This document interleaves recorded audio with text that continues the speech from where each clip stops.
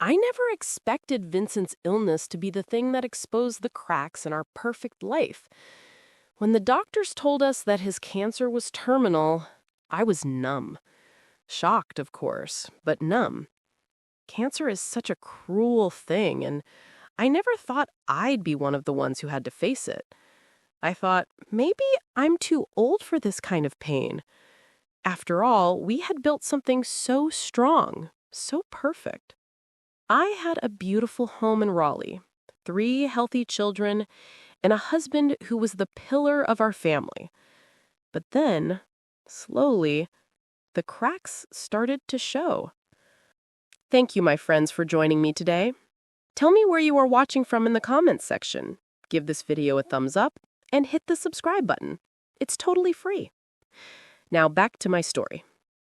Vincent, my Vincent, the man who had always been larger than life to me, began to shrink. The vibrant, strong man I'd spent decades with now seemed fragile and distant. His coughs became more frequent, deeper, like they were shaking the very foundation of everything I knew. As the doctor confirmed the worst, I had to face the truth. Our world, as we knew it, was slipping through my fingers. But as Vincent's health declined, something else was happening that I couldn't ignore. My children, Bruce, Todd, and Chloe, were changing. Bruce, my oldest, had always been the one to take after Vincent. He'd been focused, driven, and ambitious, all the qualities I had admired in him. But over the past few months, I noticed that he was becoming more withdrawn, more involved in things I didn't understand. He'd spend hours on the phone, behind closed doors, whispering things I couldn't quite make out. Whenever I tried to ask him what was going on, he would brush me off with a half smile and a vague excuse. "Just work, Mom," he'd say. "Business stuff." I didn't push it. After all, Vincent had always told me that Bruce would take over one day, that he'd carry on the family business. So I assumed this was just Bruce stepping up. It made sense. Vincent's illness had left him too weak to handle the daily grind. Bruce was only doing what he had to do. But then came the moments when his eyes didn't seem like my Bruce's anymore. They were cold, calculating. And there was something else in them. Something dark I couldn't place.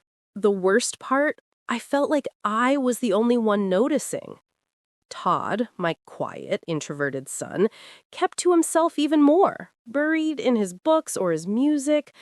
I had always worried about Todd, but never like this. He seemed to retreat further into himself, almost as though he was avoiding the reality of what was happening to Vincent. Maybe I'd been too hard on him in the past, but now? He didn't even seem to care that his father, our father, was dying. And then there was Chloe, my sweet Chloe. Always the life of the party, the social butterfly who had her hands in everything. But even she seemed off. I caught her on the phone late one night, talking in hushed tones to someone about a party, about plans she had. When I walked into the room, she quickly hung up, flashing me one of those smiles she'd perfected over the years. "Just making sure everything's good for this weekend, Mom. I'll be out with friends, okay?" I nodded, but I didn't feel okay. I wasn't sure if it was the stress of Vincent's illness, the weight of it all, or if I was just finally seeing what I had been ignoring for so long. But the truth was, my children, each one of them, had become strangers in my own home. They were distant, cold, and I felt like they were slipping away right before my eyes. And all I could do was sit by Vincent's side and watch them disappear. Was it my fault? Had I failed them as a mother? I was so focused on keeping the house together, on holding on to this illusion of perfection, that I never stopped to ask myself if things were really okay. I kept telling myself that it was just the stress of Vincent's illness, that things would go back to normal once we got through this. But deep down, I knew something wasn't right. The tension in the house was growing thicker by the day. And as I looked at Vincent, weakening by the hour, I couldn't help but wonder Had I been blind to the signs of trouble? Or was Vincent hiding something from me? Something far worse than I could ever imagine. It hurt more than I could explain. Have you ever ignored signs of trouble in your own family? What did you do when you realized something was wrong? It was late that night when I found it. Something I had never expected to uncover. I had been sitting by Vincent's side, quietly going through some of his things. He had never been one to keep secrets, at least not from me, or so I thought. But as I sifted through a drawer in his desk, something caught my eye. A single email, flagged as important, sat among a pile of other papers. I wasn't looking for anything. I was just trying to make sense of the mess that Vincent had left behind. His files, the medical records, all of it. But this email? It felt like a punch to the gut the moment I opened it. The subject line simply read, "We need to talk about Bruce." It was from Gary Henderson, Vincent's business partner. I felt a chill run down my spine as I clicked it open, hoping it was nothing more than routine business talk. But the words on the screen told a completely different story. "Joyce, we need to have a serious conversation. Bruce is getting too involved in things we agreed he wouldn't. He's asking too many questions, digging too deep into things that aren't his concern. If he continues down this path, it will all come crashing down. You and I both know this can't be allowed to happen." I froze. Bruce? My son? My firstborn? What was this about? The email was vague, but it didn't take much to understand the gravity of what Gary was suggesting. Something was wrong. Bruce had been involved in something illegal. I stared at the screen, the words blurring as a wave of disbelief hit me. How could Vincent have kept this from me? How could he have known about Bruce's involvement in something this serious and not told me? My mind raced. Why hadn't Vincent shared this with me? Wasn't I supposed to be the person he trusted most in the world? But what hurt even more was the realization that my own son had been hiding this from me. I had raised him, loved him, supported him, and this is what he had been doing behind my back. I felt a lump rise in my throat as I read the email over and over again, trying to make sense of it. "Vincent," the message continued, "I know you've been trying to protect Bruce, but this is getting out of hand. We've kept him in the dark about certain things for a reason, and now he's asking questions that can't be answered. It's only a matter of time before he finds out the truth. We need to handle this before it's too late." There it was again. Vincent had known. And what hurt the most? He had chosen to protect Bruce, to keep me in the dark, to shield me from the truth. But why? Why hadn't he come to me? Why hadn't he trusted me enough to share this? Was it really to protect me? Or had he been hiding something deeper? The betrayal felt like it came from all directions. Bruce, for keeping his secrets from me, and Vincent, for keeping his own. I sat there in silence for what felt like hours, the weight of this new reality crushing me. I felt like the world had turned upside down and I had no idea how to put it all back together. I had trusted Vincent with everything, my heart, my life, my family, and now it felt like I had been living in a lie for years. How could I have missed this? How could I have not seen the signs? The hurt was overwhelming, and all I could think about was the deception. I looked at the email again and again, trying to figure out how I could have been so blind. Vincent had always been my rock, my constant. And now I was faced with the harsh truth that the man I had loved, the man who had been everything to me, had kept me in the dark. It was a pain I couldn't even describe. Betrayal isn't just about what others do to you. It's about realizing that everything you believed in, every truth you held dear, might be nothing but a shadow of what it seemed. I had been living in a dream, and now I was wide awake, staring at a nightmare. What did this mean for us? For me? For my children? Would I ever be able to trust again? Would I ever be able to forgive them? Or had this betrayal shattered everything I thought I knew about my own family? The questions kept swirling in my mind, but the one thing I knew for sure was that nothing would ever be the same again. Now, let me ask you this. What would you do if you found out someone you loved had been hiding something so important from you? How would it change your relationship? Let me know in the comment section. Vincent was gone. He had fought so hard, but in the end, the cancer won. The weight of his loss hit me harder than I could have ever imagined. For months, I had been preparing for this moment, but nothing truly prepares you for the emptiness that follows, the finality of it all.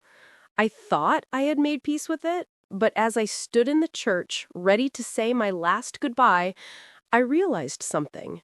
I wasn't just mourning Vincent. I was mourning the loss of everything I had believed in. The funeral was at St. John's Cathedral, a place that had been a part of our family for as long as I could remember. It should have been a place of comfort, of reflection, a place to honor Vincent's life. But instead, it felt like a stage, and I was the only one left in the spotlight.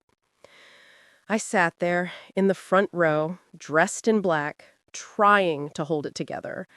I had expected to be surrounded by family, friends, people who had loved Vincent the way I did, but as the service began, I felt a gnawing emptiness in my chest.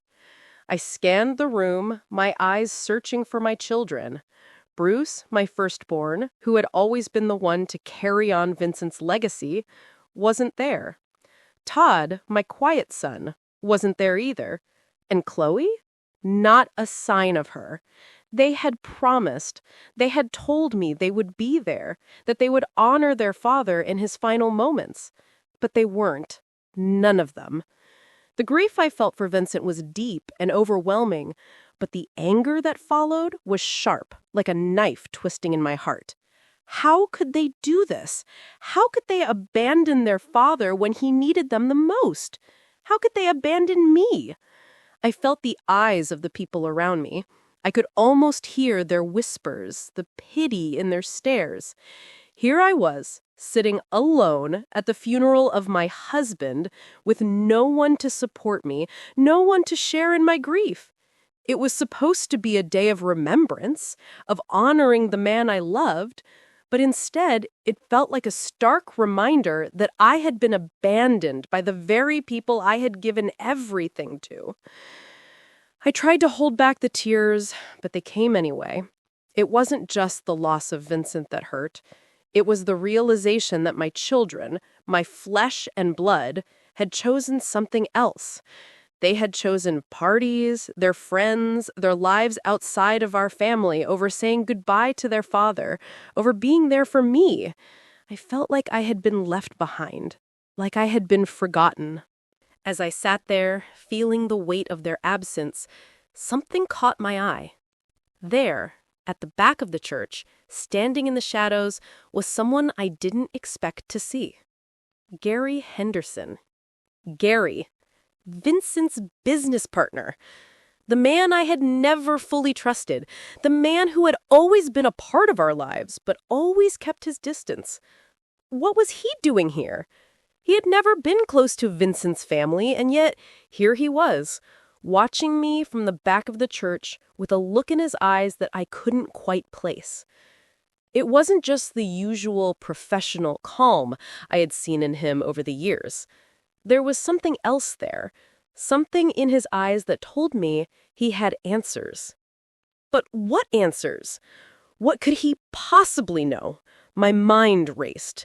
But before I could even make sense of it, the service ended, and people began to file out of the church. The whispers grew louder. I felt the weight of their pity, but I couldn't focus on them. I had to speak to Gary. I had to know what he knew. I stood up, my legs unsteady, and walked toward him. As I approached him, he gave me a nod, but there was no warmth in it, no sympathy, just a cold, calculating look that sent a chill down my spine. Joyce, he said, his voice low and steady, but there was an underlying tension I couldn't ignore. "We need to talk." We stepped outside, away from the prying eyes of the churchgoers, and as we stood there in the cool air, I finally asked him the question that had been gnawing at me since the moment I saw him. "What are you doing here, Gary? Why are you watching me like that?" Gary's expression softened, but only slightly. "I know things, Joyce. Things you don't know yet. And I think it's time you did." The air around me seemed to grow colder as I stood there, waiting for him to speak. What did he know? And why did it feel like my whole life was about to be turned upside down once again? Have you ever felt abandoned by your own family? How did you cope with that sense of loss? Tell me in the comment section. The moment I stepped outside the church and saw Gary standing there, waiting for me, a sense of dread settled over me. I couldn't quite explain it, but I felt like everything in my life, everything I thought I knew, was about to come crashing down. Gary's eyes met mine, cold and steady, as though he had been waiting for me to approach him. When I finally stood in front of him, there was no comfort in his gaze, no sympathy, just a hardened expression as if he knew something I didn't, something I didn't want to know. "Joyce," he said, his voice low, the words weighed with a heaviness that immediately set my nerves on edge. "We need to talk." I nodded, trying to steady myself.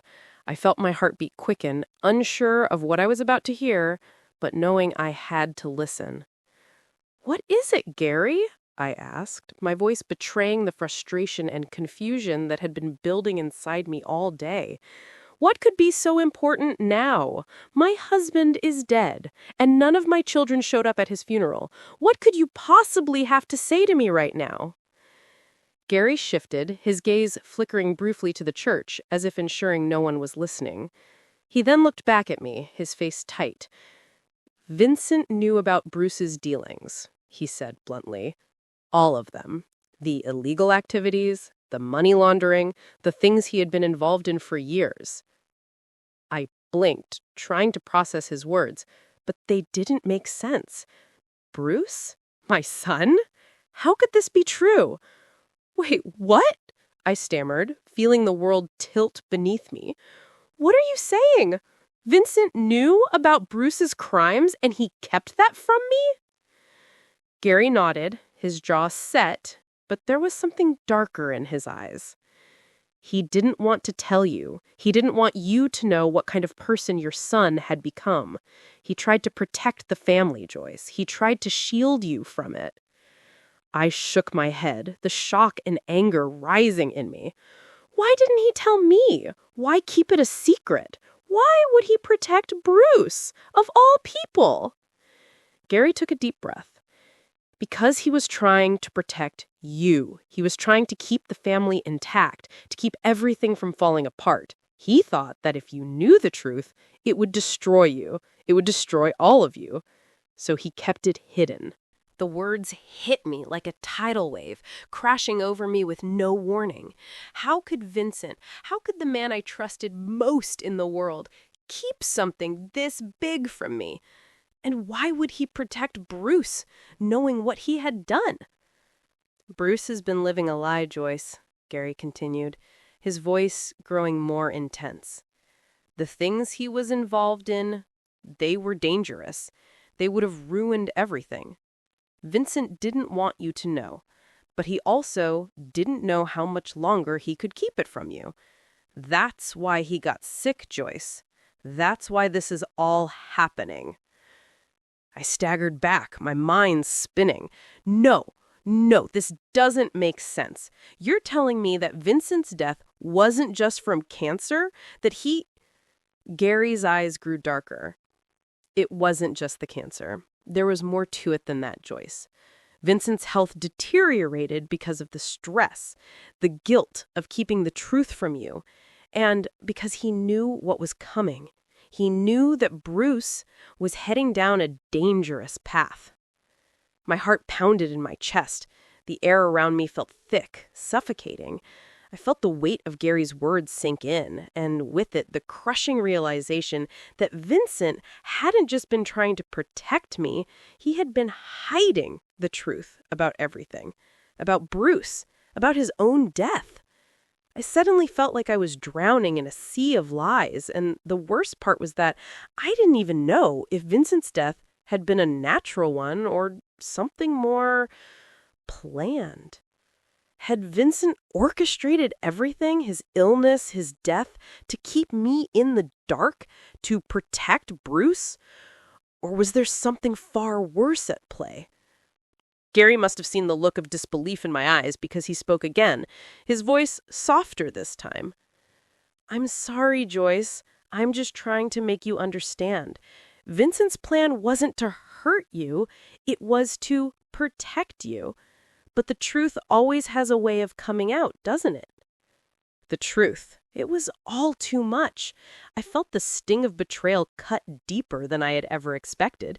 Vincent, the man I had loved, the man I had trusted more than anyone, had kept me in the dark about so much. The secrets he had carried, the burden of his choices, it was too much for me to bear. I was left standing there, in the cold, feeling the weight of the past crash over me. My entire life had been a lie, and everything I thought was true had shattered. "Do you have any idea what this means, Gary?"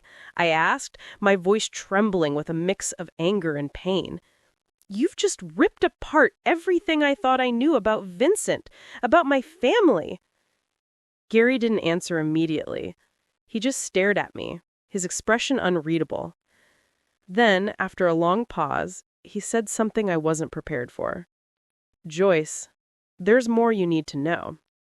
This doesn't end here. What would you do if you found out that someone you loved had been hiding the truth from you for so long? Would you feel betrayed?" I had heard the truth. I had seen the darkness that had been hidden from me for so long. And now, I had made a decision. I would no longer sit idly by. No longer would I allow Bruce, Todd, and Chloe to destroy everything we had built.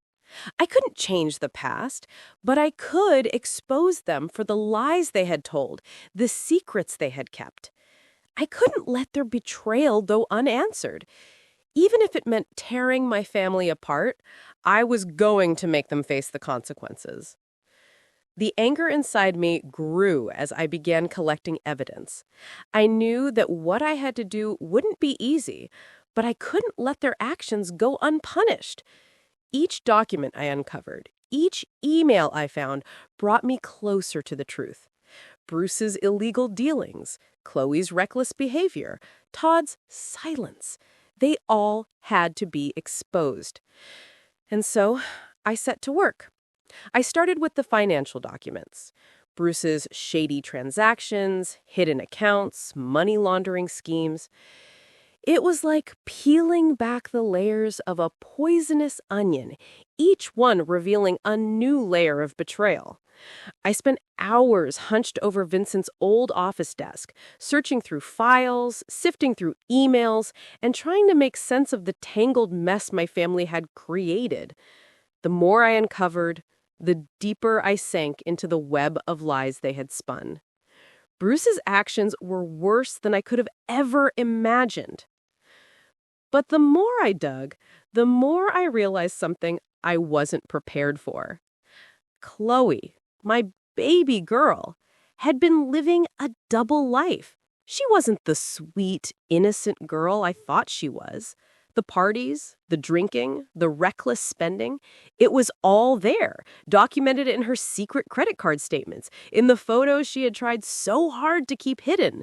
She had been living a life of indulgence, all the while pretending to be the perfect daughter, the perfect child. I couldn't believe what I was seeing. My own daughter had been hiding this from me. But even that wasn't the worst part. No. The real shock came when I uncovered Todd's involvement. Todd, my quiet son, the one I had always worried about. He had known everything, everything about Bruce's illegal dealings, everything about Chloe's wild parties, and he had stayed silent. For years, he had known, and he chose to do nothing. He had buried his head in the sand, refused to speak up, and let everything continue as if nothing was wrong. I felt my heart crack as the realization set in. My own children, the ones I had raised, had betrayed me. They had betrayed Vincent. They had been complicit in this web of lies, and I could no longer pretend that I didn't know the truth. They had been living in a world of deception, and now I was the one left to clean up the mess. I was torn between the love I had for them and the betrayal that ran so deep. I wanted to protect them. I wanted to pretend I could ignore it all, let it go. But I knew I couldn't. I had to expose them, not just for my sake, but for theirs as well. They needed to face the consequences of their actions. I had spent years raising them, loving them, protecting them, and now they had broken me. I couldn't protect them from this. I couldn't protect them from the truth. The anger was still there, but now it was mixed with a deep sorrow. I had always thought of my children as my legacy, the ones I could trust, the ones who would carry on what Vincent and I had built. But now I saw them for who they truly were, and that hurt more than I could ever put into words. But as I sat there, staring at the evidence before me, I knew what had to be done. They had to pay for what they had done, even if it destroyed me in the process. I couldn't go back to pretending everything was fine. I couldn't let them get away with it. It was time to take control. It was time to make them face the truth, no matter how painful it might be. Do you think I'm doing the right thing by exposing my children? Or should I forgive them and move on? Let me know what you would do if you were in my place. I had everything ready. The evidence, the documents, the proof that my children, Bruce, Todd, and Chloe, had all played their parts in a game of lies that had torn my family apart. I had made up my mind. Today, I was going to confront them, expose the truth, and make them pay for their betrayal. But before I could take that step, the phone rang. It was Chloe. At first, I almost didn't pick up. After everything that had happened, I wasn't sure I wanted to hear what she had to say. But something inside me told me I had to. So I answered. "Mom," her voice came through the line, shaky and uncertain. "Can we talk?" I didn't respond immediately. I could feel the weight of her words pressing down on me, knowing that whatever she was about to say was going to change everything again. "What is it, Chloe?" I asked, trying to keep my voice steady, though inside I was anything but. "I know what you're doing," she said, her voice cracking slightly. "I know you found everything. The evidence, Bruce's, everything. And I know you're going to confront us. But, Mom, there's something you don't know. Something bigger than all of this." The air in the room seemed to thicken as I waited for her to continue. My heart was racing. I didn't know what she meant by bigger, but I could already feel the ground shifting beneath me. "I've known about Bruce," Chloe continued. "I've known about everything, his illegal activities, the money he's been hiding, the lies. But it's not just him, Mom. It's not just about Bruce." I stood frozen, trying to process her words. She had known all along? My own daughter had kept this secret from me? I felt a mix of anger and hurt, but Chloe wasn't done. "I've been working with someone, Mom. Someone more dangerous than you can imagine. Someone who has been manipulating all of us. And I was part of it. I didn't have a choice. I was trapped." The shock hit me like a tidal wave, and I had to grip the edge of the table to keep myself steady. Who was she talking about? Who was pulling the strings behind all of this? "Who, Chloe?" I asked, my voice barely a whisper. "Who's been controlling all of this? Who else has been involved?" There was a pause on the other end of the line. I could hear her breathing, heavy with guilt. "It's Gary Henderson," she finally said. "Gary Henderson, he's the one who's been pulling the strings. He's the one who got us all involved in this mess." Gary? The name hit me like a punch in the stomach. Vincent's business partner. The man I had never fully trusted, but who I had always believed was just a part of the family business. He had been behind everything? It didn't make sense. He had been close to Vincent for years, and yet all this time, he had been manipulating all of us. "Gary?" I repeated, trying to make sense of it. "How could you not have told me, Chloe? How could you keep that from me?" "I thought I was doing what I had to do," she said, her voice small now. "Gary made me believe that we were protecting the family, that we were doing what needed to be done to keep everything together. But now I see it for what it really is. I see that I've been part of something much darker than I ever realized." My head was spinning. Gary, the man who had been a fixture in our lives for so long, was behind this all along. But why? What was his endgame? Why had he manipulated Vincent, and why had he kept all of this hidden from me? As I stood there, my mind racing with questions, Chloe's voice broke through my thoughts. "Mom, I'm sorry. I was just trying to protect you. I didn't know what to do, but I can't lie to you anymore. I can't keep this from you." I could hear the sincerity in her voice, but the pain of knowing she had been part of this betrayal was almost too much to bear. My own daughter had been deceiving me, working with someone who had caused so much damage to our family. It was unbearable. The betrayal stung deeper than I had ever imagined. And as if that wasn't enough, the truth about Vincent's death hit me all over again. Vincent's manipulation had gone beyond just the business. He had been involved in Vincent's downfall too. I had thought it was simply a tragic illness, but now I knew there was more. Vincent's health, his death, his secrets, they were all part of a twisted plan orchestrated by someone who had been pulling the strings from the shadows. Chloe's confession left me numb. The pain of hearing that the people I loved most had been involved in something so dark, so manipulative, was crushing. I had always seen my children as innocent, but now I'm not sure who they really were anymore. The truth was out. My children, the ones I had loved, raised, and protected for so long, had been exposed. The lies they had lived, the deceit they had woven around me, had finally been torn apart. But as the consequences of their actions began to unfold, I realized something that I hadn't expected. Revenge didn't bring me the peace I thought it would. Instead, it left me with a hollow emptiness, like a gaping wound that would never heal. Bruce was arrested. The weight of the evidence against him was undeniable. His illegal dealings, the money laundering, the shady business practices. It was all there, and there was no way out for him.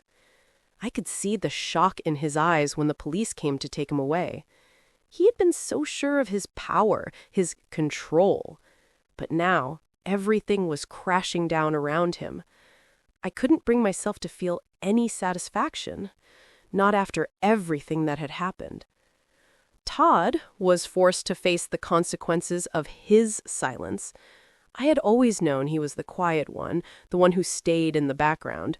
But in the end, it was his silence that had made him complicit in everything. He could have spoken out, could have stopped it all before it went so far. But he chose to do nothing, and now he was left to deal with the fallout. The disappointment in his eyes when I confronted him was more than I could bear. He knew the truth, but he had let it happen anyway. And then there was Chloe, my sweet, innocent Chloe, the daughter I thought I knew, the one I had poured my love and energy into. Her reputation was destroyed, shattered by the truth of her reckless lifestyle, her connection to the lies we had all been living. I watched as she lost everything: friends, respect, trust. But in the end, she had done this to herself. I couldn't protect her from the consequences any longer. And yet, as I watched her unravel, I couldn't help but wonder if I had failed her in some way. Maybe I hadn't been there enough. Maybe I hadn't seen the signs. I had my revenge. I had exposed them all for the people they had become. But as I watched my family crumble, I felt nothing but emptiness. There was no satisfaction in seeing them pay for their crimes, no sense of justice. All I felt was a profound loss. I had spent my entire life fighting to protect them, to give them everything they needed, and now I had nothing left. Nothing except the painful knowledge that the family I had once known no longer existed. But just when I thought the pain couldn't get any worse, I discovered something that changed everything. Vincent had known. He had known that this day would come, that the lies would be exposed, that the truth would come crashing down around us. But what shocked me the most was the letter he had left for me. I found it hidden in his personal belongings, a letter he had written before his death.